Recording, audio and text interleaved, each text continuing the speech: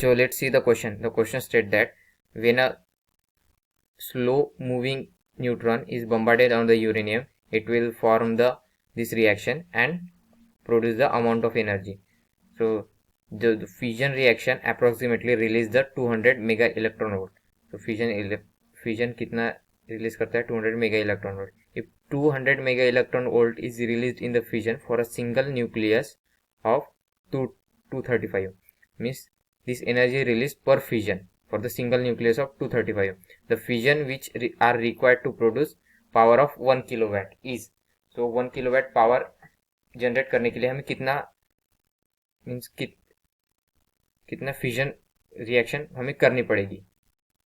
So basically हमें number of fission यहाँ पर कैलकुलेट करने हैं. तो ये प्रॉब्लम किससे रिलेटेड है? This problem is related to nuclear fission. तो की कंसेप्ट क्या होगा? Nuclear fission.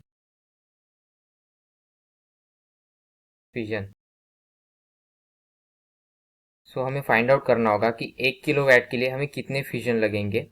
सो बेसिकली तो 1 किलोवाट के करस्पॉन्डिंग एनर्जी अगर निकालते हैं, so power is equal to, हमें 1 किलोवाट दिया है, 1 किलोवाट.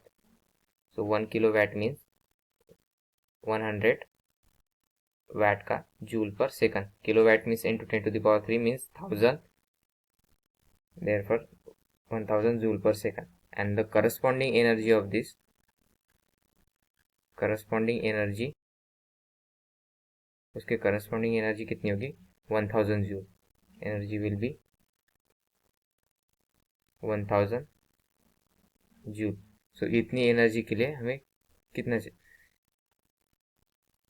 कितने फिजन करने पड़ेंगे. सो पर फिजन एनर्जी कितनी होती है? पर fission energy generated is equal to 200 mega electron volt.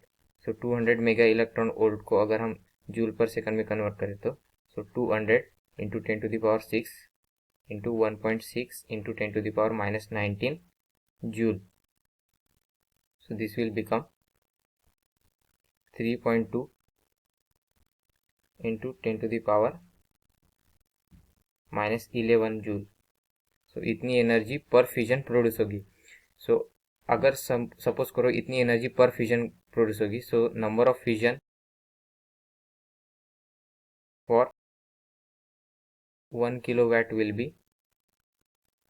so power of 1 kilowatt will be 1000 into upon 3.2 into 10 to the power minus 11. So this is equal to 3.125 into 10 to the power is minus 11 का plus, and this is 10 to the power 2. So this will become 3.125 into 10 to the power 13. So this is the number of fission. So ये number होने के कारण इसमें किसी भी तरह का यूनिट नहीं रहेगा. सो देयरफॉर हमें कितना मिला? 3.125 into 10 to the power 13. सो आशा करता हूँ आपको सॉल्यूशन समझ में आया होगा. Thank you.